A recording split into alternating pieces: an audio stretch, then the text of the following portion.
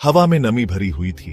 जैसे ही विजय बस से उतरा, उसके पैरों के चारों ओर धूल उड़ रही थी, जो उस हरी भरी हरियाली से बिल्कुल अलग थी जिसे वो शहर में छोड़कर आया था। ये उसका नया घर था, हिमालय की तलहटी में बसा एक शांत सा गांव।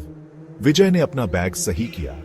उसके अंदर एक्साइटमेंट और घूमने की फीलिंग उमड़ रही थी। उसने लोकल स्कूल में पढ़ाने के लिए वॉलंटियर किया था। लाइफ में कुछ नयापन चाहता था। गांव अपने कच्चे मकानों और आवारा कुत्तों के साथ बिल्कुल साधारण सा लग रहा था। फिर भी हवा में एक अजीब सी खामोशी थी जो सिर्फ झींगुरों की आवाज से ही टूटती थी। जैसे ही विजय अपने रहने की जगह की तरफ बढ़ा, उसने महसूस किया कि गांव वाले उसे घूर रहे हैं। वे आपस में फुसफुसा रहे थे। उनकी आवाजें धीमी और सावधान थी। उसने उनकी बातचीत के कुछ टुकड़े सुने। काली झील, श्रापित, राधिका, बीवे। उसके घर वाली शांति नाम की एक झुर्रियों वाली बूढ़ी औरत ने झिझकती हुई मुस्कान के साथ उसका स्वागत किया।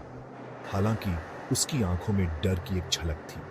जब उसने फुसफुसाहट के बारे में पूछा तो उसने सिर्फ अपना सिर हिलाया और पुराने किस्सों और बेचैन आत्माओं के बारे में बुदबुदाई। विजय ने इसे अंधविश्वास कहकर खारिज कर दिया, लेकिन उसके मन में बेचैनी का एक बीज बो दिया गया था।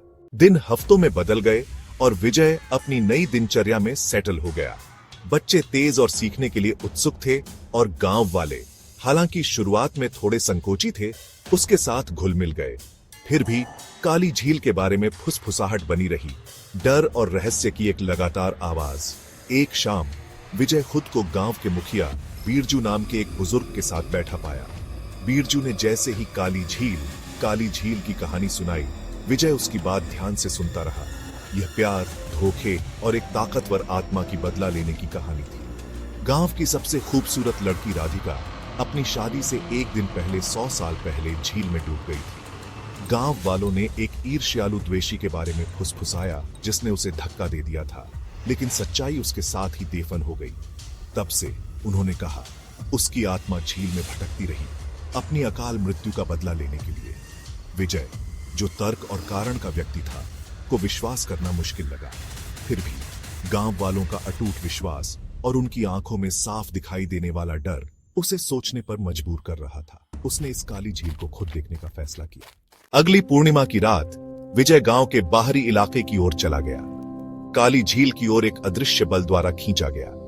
जैसे ही वो झील के पास पहुंचा, हवा भारी और दमनकारी हो गई। एक अजीब सी खामोशी ने उसे अपने आगोश में ले लिया, जो सिर्फ पत्तों की सरसराहट और मेंढकों के टर टर करने की आवाज से ही टूटती थी। चांदी की चांदनी में चमकती हुई झील धुंध में छाई हुई थी।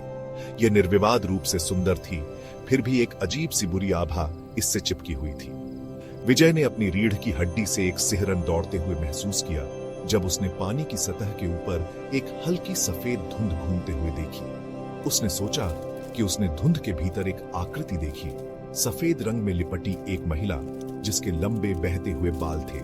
उसकी आवाज शोकाकुल और एक अकठनीय उदासी से भरी हुई उसकी आत्मा को विभत्स कर रही थी। लेकिन जब उसने पलकें झपकी तो वो गायब हो गई। विजय ने इसे अपनी कल्पना का एक भ्रम, चांदनी की एक चाल मानकर खारिज करने की कोशिश की। फिर भी मन ही मन वह इस एहसास को दूर नहीं कर सका कि वो अकेला नहीं है। कोई तो था जो उसे परछाइयों से देख रहा था। और खुद जवाब पाने की जरूरत से प्रेरित होकर विजय ने जांच शुरू कर दी। उसने गांव के सबसे बुजुर्ग निवासियों से बात की, उनकी धुंधली यादों के टुकड़ों को जोड़कर। उसने एक प्रेम त्रिकोण के बारे में सीखा, राधिका, उसका मंगेतर और एक और युवक जो उसे बेवजह प्यार करता था। उसकी तलाश उसे गांव के किनारे एक पुराने छोड़े हुए कुएं तक ले गई। गांव वालों ने उसे इसके पास जाने से मना किया, यह दावा करते हुए कि यह श्रापित है। लेकिन विजय ने अपने दृढ़ संकल्प के साथ खुद को कुएं की गहराई में उतारा।